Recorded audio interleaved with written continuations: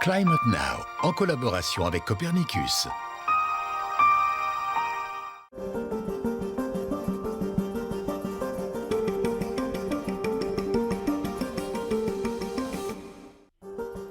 Bonjour et bienvenue dans Climate Now, votre magazine mensuel sur les changements concrets qui touchent notre planète. Dans un instant, on se rafraîchit les idées à Francfort, où l'on combat la chaleur grâce à des stratégies d'urbanisme intelligentes.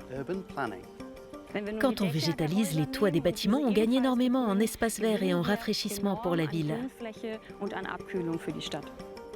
Mais d'abord, les dernières données du service Copernicus concernant le changement climatique. Au niveau mondial, nous avons atteint en juin le record de chaleur pour la période 1981-2010 avec des températures supérieures d'1 demi-degré par rapport à la moyenne. Sur la carte des anomalies de la température de l'air en surface, on constate que dans des régions d'Afrique et de nombreuses zones des Amériques, il a fait plus chaud que la moyenne. Dans le sud de l'Europe, il a fait plus frais, tandis qu'en Scandinavie et en Europe centrale, c'était l'inverse.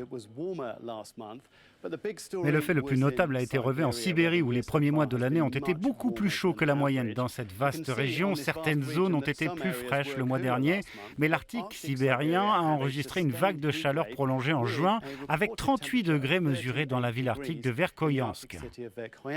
De nombreux facteurs peuvent l'expliquer. Écoutons Martin Stendel de l'Institut météorologique danois. Nous avons entamé le printemps avec des températures plus élevées que la moyenne. Et pendant plusieurs semaines consécutives, nous avons eu un blocage anticyclonique dans le nord de la Sibérie.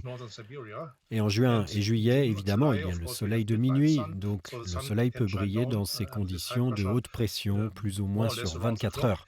C'est ce qui a conduit à des températures très élevées.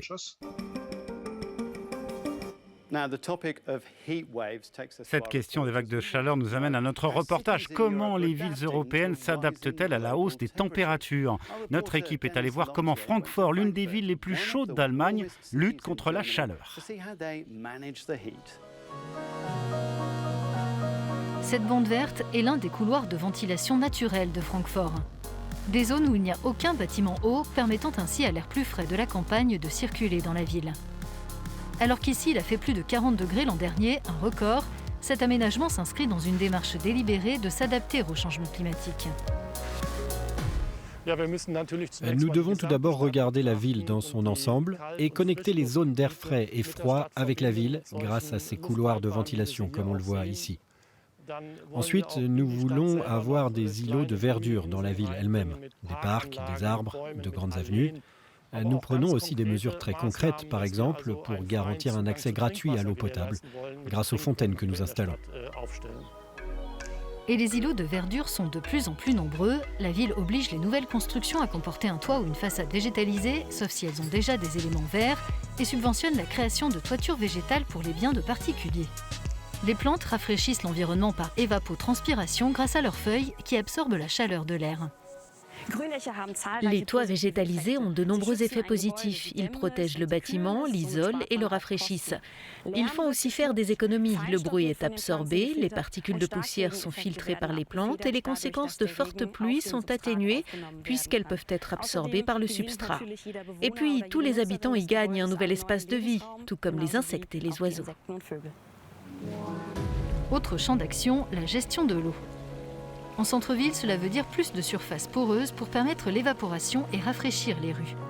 À l'extérieur de la ville, cela implique la création de bassins pour collecter l'eau de pluie.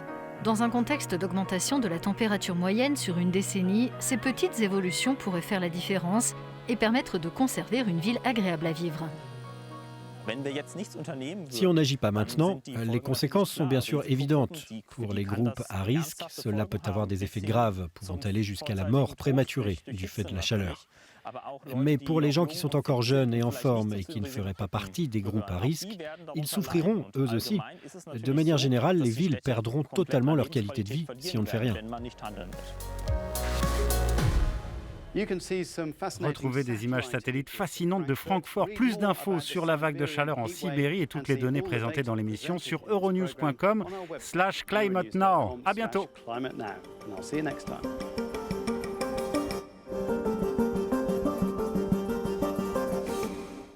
Climate Now, en collaboration avec Copernicus.